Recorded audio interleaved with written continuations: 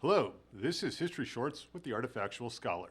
Today, I'll be talking about the 1898 insurrection and massacre in Wilmington, North Carolina. In the decades after the Civil War, Wilmington, North Carolina was a rare example of a racially progressive southern city. The thriving port town was home to a large, flourishing African-American middle-class community. Members of that community held elected office in city government, worked as policemen and firemen, and owned many successful businesses.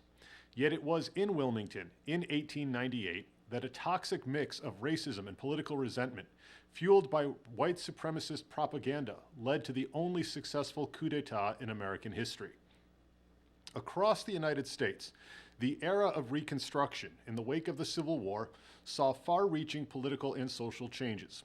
The ratification of the 13th, 14th, and 15th Amendments to the Constitution granted political rights and legal protections to formerly enslaved African Americans. During the 1870s, the first black congressmen were elected, and many southern states were controlled by pro-Reconstruction Republican legislatures. However, when federal Reconstruction ended in 1877, a political backsliding began throughout the South as white supremacist Democrats regained office and controlled state governments. In Wilmington, as in the rest of North Carolina, economics as well as race played a large role in electoral politics.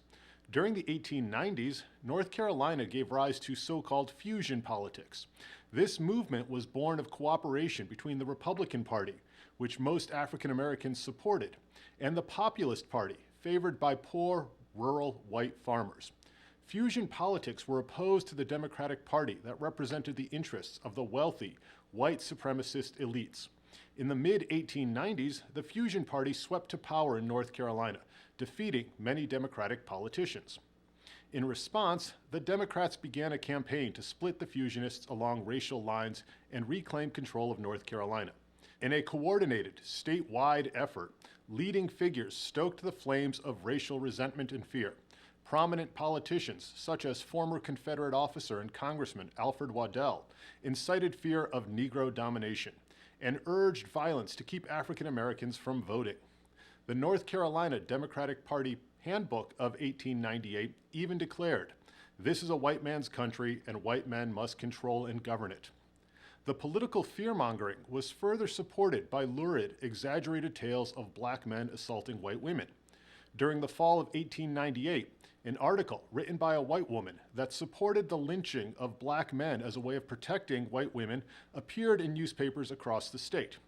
Alexander Manley, the African-American publisher of the Daily Record, a Wilmington newspaper, wrote an editorial in response condemning lynching and the unsubstantiated fears of sexual depredations. White supremacists, outraged, threatened Manley's life and used the editorial to further fan the flames of racial division. As Election Day approached, the success of the Democratic effort became apparent. The Fusion Party was fractured. On Election Day, November 8, 1898, roving mobs of thugs intimidated African American voters and kept many from the polls. The result was that Democrats won back many seats in the state legislature. However, the Fusionists still held on to government in Wilmington itself.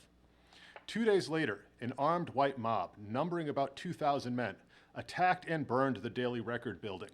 Soon, violence spread to other parts of the city as the mob fanned out into African American neighborhoods. White militia units, some armed with Gatling guns, shot and killed dozens of innocent people. Many African Americans were rounded up and forced to leave the city.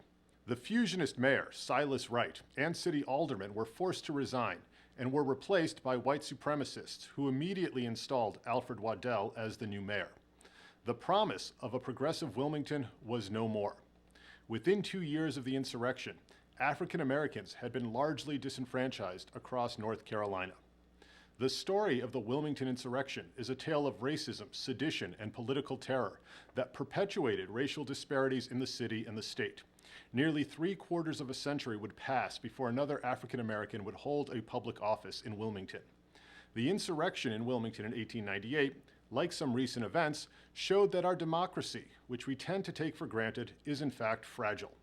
It's also a testament to the failure and incompletion of the Reconstruction period, and a reminder that we, the people of this country, still have work to do if we are to achieve the ideals on which our nation was founded. This has been History Shorts. Thanks for watching.